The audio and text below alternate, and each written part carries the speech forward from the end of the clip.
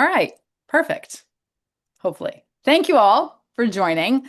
Um, I'm curious what it means to you to be accessible. If you would just pop a couple words in the chat or give me just a quick overview of what you think it means to be accessible or what accessibility means to you. That. Easily readable, all inclusive. Yes. Great definitions. And shared with everyone. Perfect. Those are all excellent.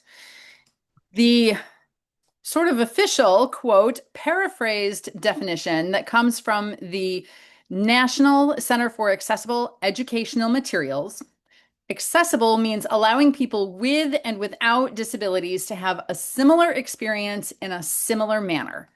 And in the digital space, that means allowing people to use your digital content without really having to think too hard or put too much effort into how they use that content. For those who I've not been introduced to yet, and hopefully there will be some people on the replay who watch this, my name is Kate DeForest. I am a public speaker, a web designer, and a digital accessibility professional. I've been doing this work for about 7 years. And I really love sharing my knowledge and my stories, not necessarily because I think I know more than other people, but because I love helping other people. I like making the connections and I love learning. And I truly believe that regardless of our level of knowledge on a certain topic, we all have different lived experiences that allow us to share our stories and learn from other people. Now, being accessible is a very intentional process. There's not an easy button, unfortunately. You can't accidentally become accessible. It does take some knowledge and it takes some effort. However, there are simple steps that can be taken to improve the accessibility of your content. And if you intentionally build those into your workflows, then making accessible content becomes a habit and it becomes a little bit easier. So I created this presentation, Understanding Digital Accessibility, just to give a high-level overview. And I created a little fun acronym to help people remember some of the basic principles of accessibility. Anyone care to guess what my fun little acronym is? Super easy. It's access. Access. I was like, wait a minute, this works. So, access stands for alternative text, captions and transcripts, color cues, embedded links, structured content, and simple language. And again, in the interest of time, this is going to be a very high level overview of these basic principles. I do offer hour-long sessions on each of these points that can be tailored to your specific group, your clients, your needs, whatever it is. I also offer hands-on workshops where I will walk you through specific steps of how to implement each of these things within various software applications and platforms. And I have a deal that I'm going to share with you all at the end. So I'll give you my contact information and share more info on that at the end of the presentation. And it's important to note that accessibility principles obviously help people with disabilities, but they are beneficial and useful to everybody, regardless of your ability or disability. So starting right off with alt text or alternative text. Alt text, captions, and transcripts can all be sort of grouped together. They're known as text equivalents. They are used to describe all non-text elements in a text format. So alt text is used for visual elements such as images, GIFs, charts, graphs, shapes, and even emojis technically should have alt text because it's basically just an image. Alt text should be descriptive but short and concise, and it should provide a description of the meaning or the purpose that is being conveyed of that image or element. So you don't necessarily need to describe in great detail everything that's in the image. I'll just use image as an overall word. You don't need to describe in great detail everything that's in the image, but you need to provide like a summary of the meaning or message that that image is portraying. And this, of course, allows someone who can't directly see the image to get the same information as someone who can.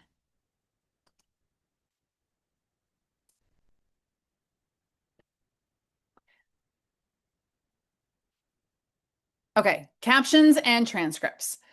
These are the other side of the same coin as alt text. These are text descriptions for video and audio elements, and they should very obviously relay what is being said verbally, but they can also include nonverbal sounds like soothing music in the background, or tires screeching, or laughter, birds singing, things like that, that provide ambiance and meaning to the video or recording.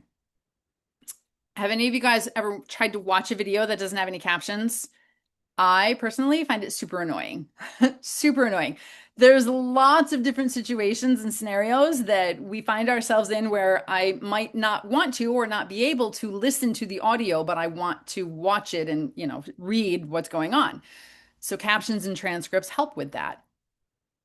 The difference is that captions are embedded in the video. So as you can see from the PowerPoint that currently is playing, those are captions. Transcripts are typically a separate file, usually a text file, like a document or something that you could then download. You can scan it, you can read through it. So it's a little bit different, but they serve very similar purpose. So captions and transcripts are necessary for people who have hearing impairments or other disabilities, but it's obviously also just nice to have for everyone. All right, moving on to color. Color is quite a bit of a rabbit hole. I was going to say little bit, but it's quite a bit of a rabbit hole because you can go down this really quickly. So I'm just going to kind of stick to the top surface level. Again, our perception of color is impacted by a number of different factors, including our age, right? Like as we get older, our eyes kind of change. We see things a little bit differently. Color can also be impacted by sunshine or bright light. And then on the opposite side of that, dark mode or low light situations as well. Assistive technology does not announce color changes. I think that's really important to know. So someone who's using a screen reader is not going to see or be aware of any color changes that take place. Low vision and color blind users could also miss seeing color changes within your text or within your content.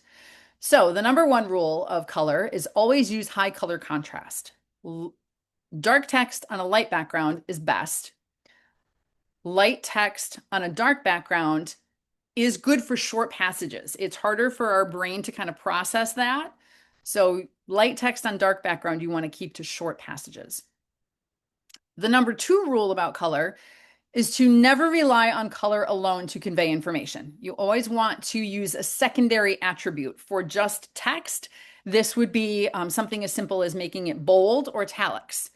For graphs and charts or other things that are a little more complex than just straight text, this could mean using a shape or pattern or even a placement association. So like in a graph, for example, if you have a bar graph, rather than just having all of your bars different colors, you could outline one of the bars. You could have a checkered pattern or a striped pattern for one of the bars just to help with that differentiation.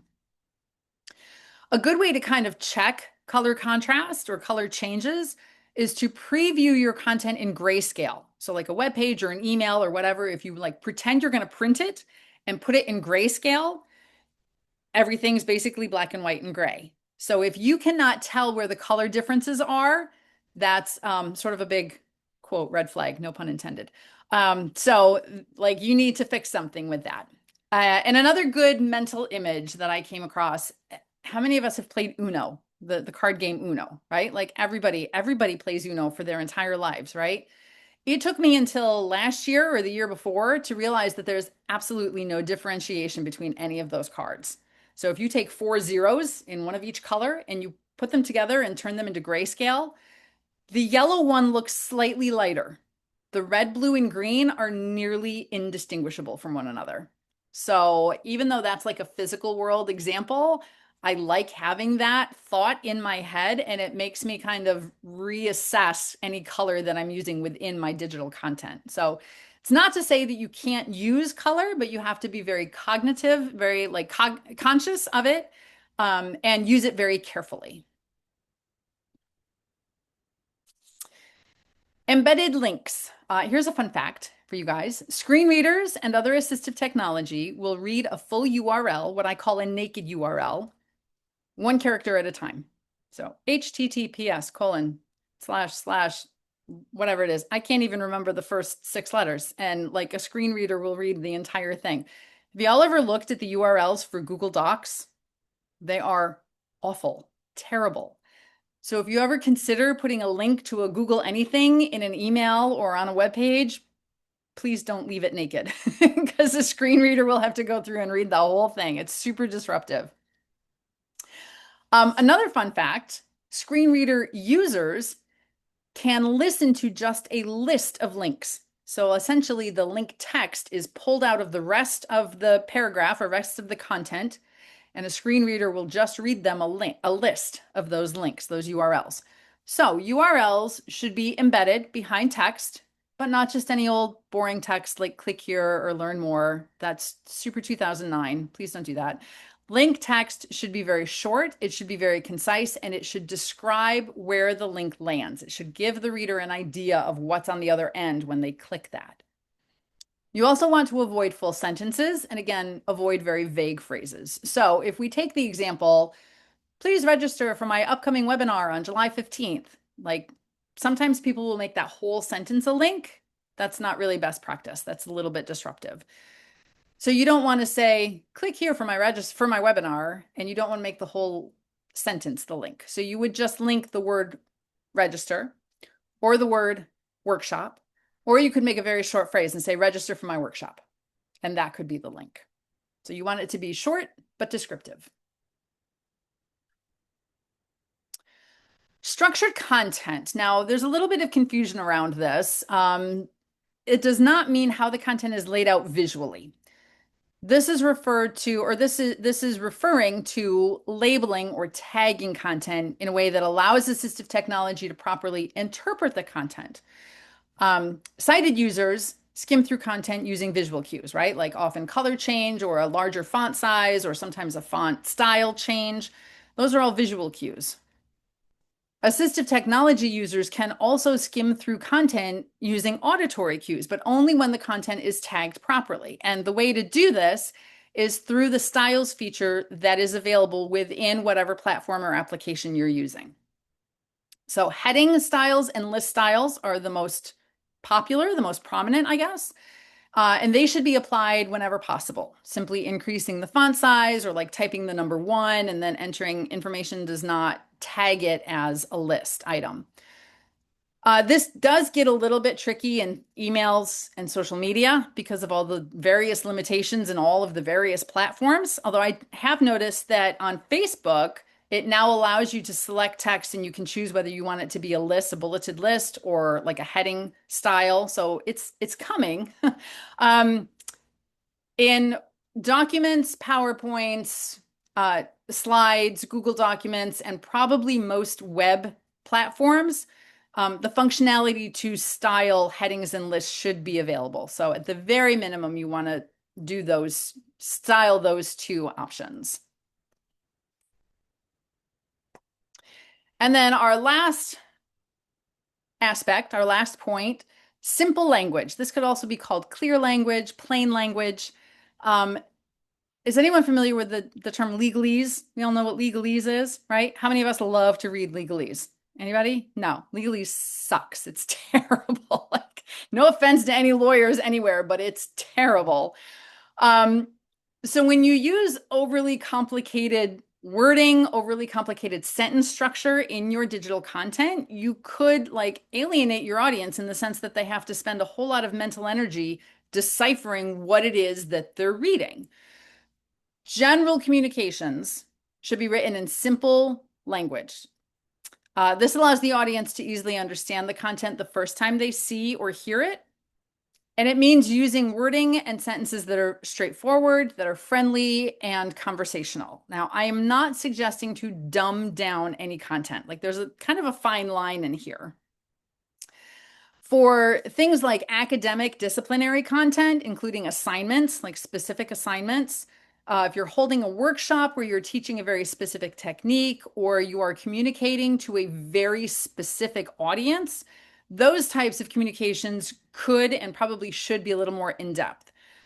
But for overview communications like course summaries, general sales emails, invitations, web landing pages, those types of things, you want to keep those straightforward and very simple and easy to understand. This helps people with cognitive disabilities. It also helps people who have reached cognitive overload, which we all reach, right? Which is the point where your brain just kind of shuts off and you're like, I'm reading words or I'm hearing you talk and nothing is absorbing. I'm just not understanding any of it right now. Simplifying language also helps non-native speakers. So English is a very complicated language to begin with, and then we throw in like acronyms and all kinds of jargon and innuendos and sarcasm and all of these other little things that as native speaking people we don't really think too much about. But as someone who has English as their second or third language, they have to kind of navigate through all of that weirdness. So again, helping your audience understand what is being said to them or what is being asked of them through the content the first time they see or hear it, just by being very straightforward and very simple. So again, just a quick recap.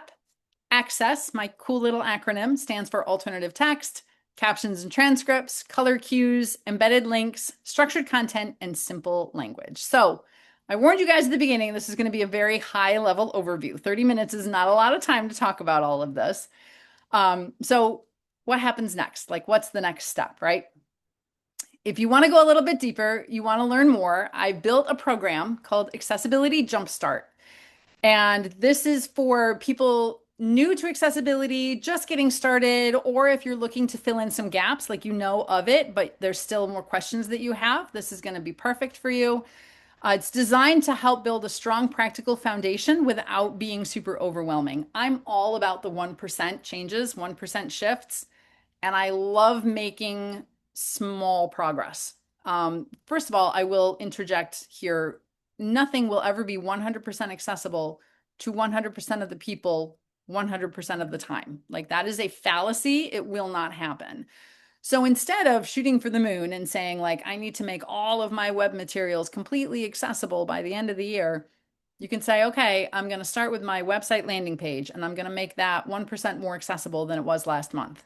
And then I'm going to do all of the other inner pages, depending on how big your website is.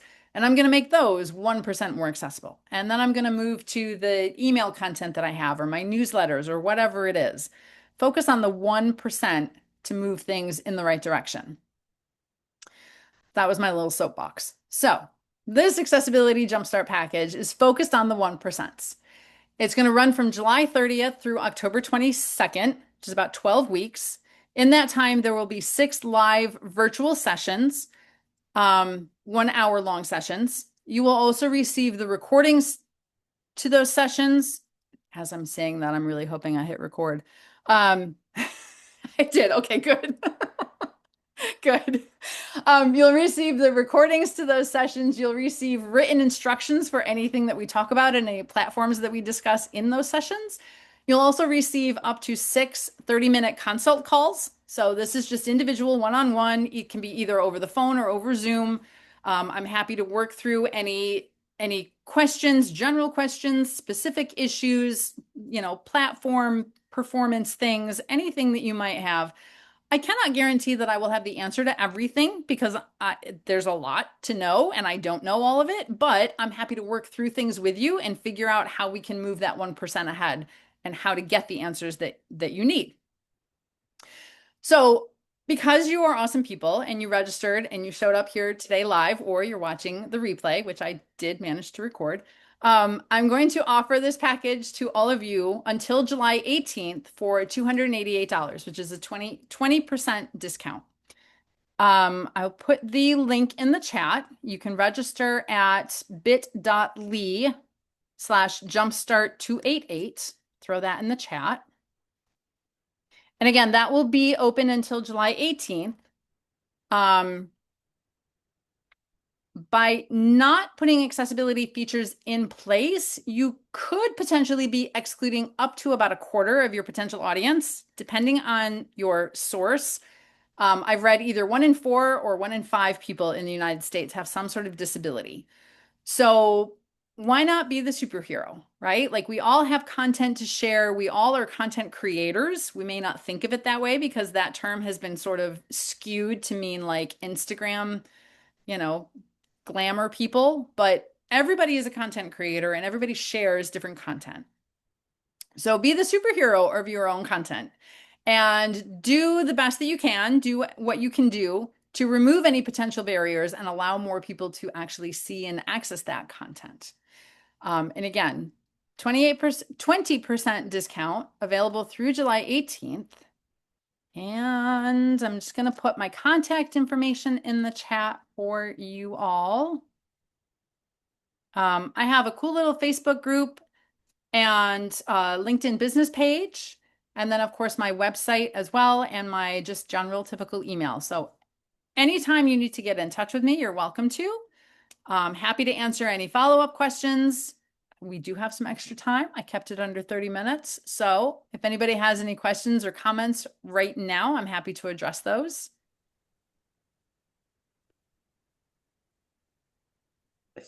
Yeah, Renee, go right ahead. Um, so curious, are there colors that you're supposed to stay away from totally, or just the color combos? I know like certain colors can vibrate on others, but are there any colors you're supposed to avoid totally? I wouldn't say that there's necessarily colors to avoid totally.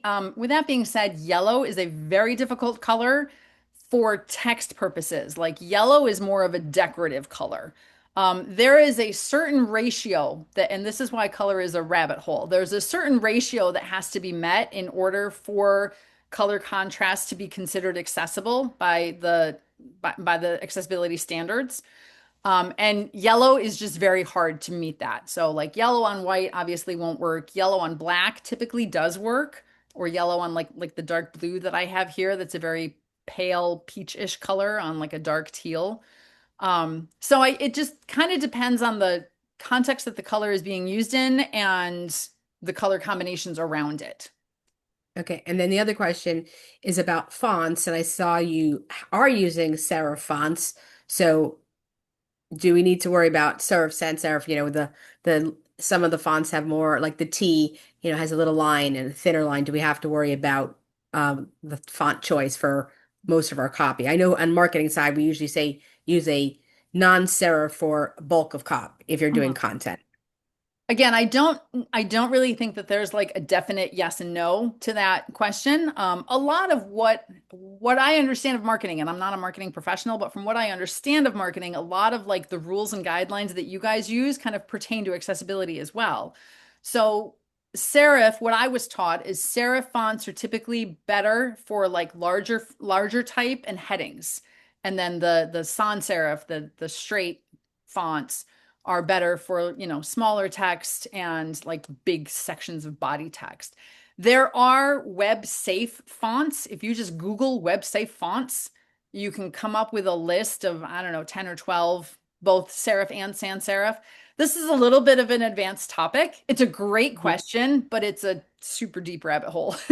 I really like, I know Chris and I have worked together and she's a designer as well. And we've talked about this also. So if you're super curious, Google what did I say? Web ready fonts or web safe fonts and see what comes up. Arial, I know is one of them. And I also remember reading somewhere Arial isn't necessarily the best typeface to use, but because everybody uses it, we're used to reading it, so our brains can process it easier than some other fonts. Same with Times New Roman, I think. So Thank that you. that gets a little minutia. And again, it's a great question, and thanks for asking it.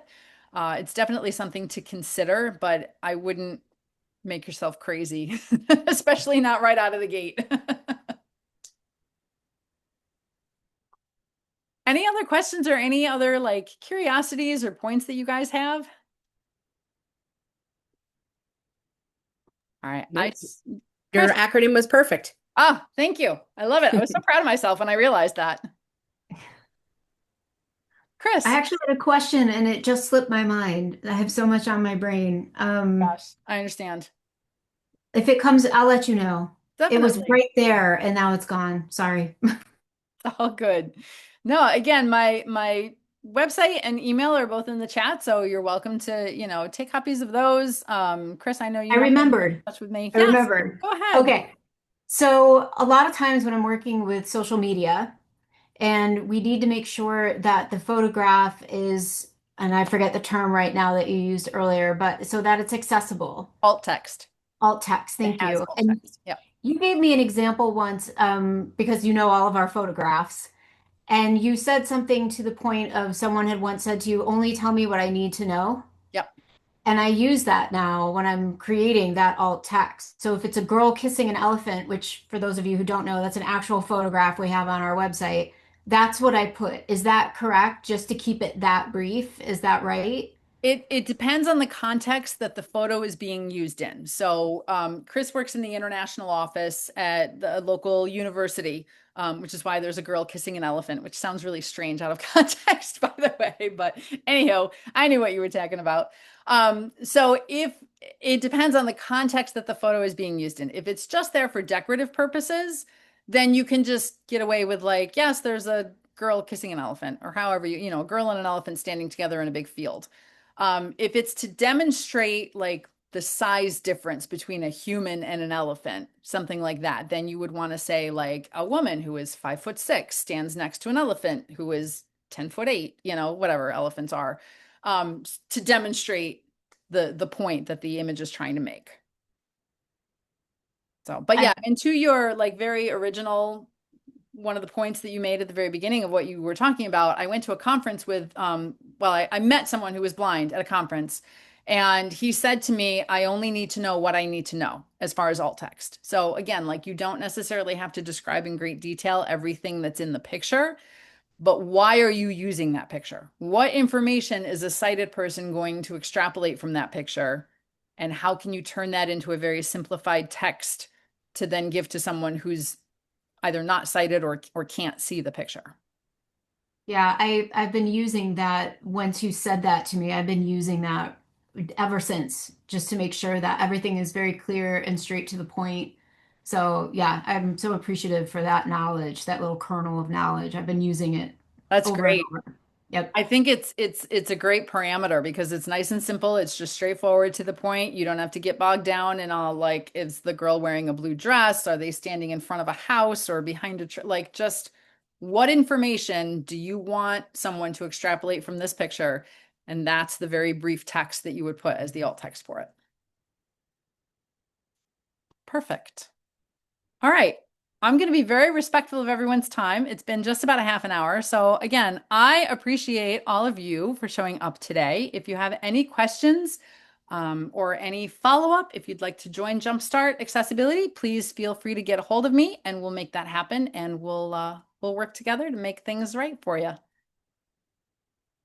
Thank you very much. Have a great afternoon.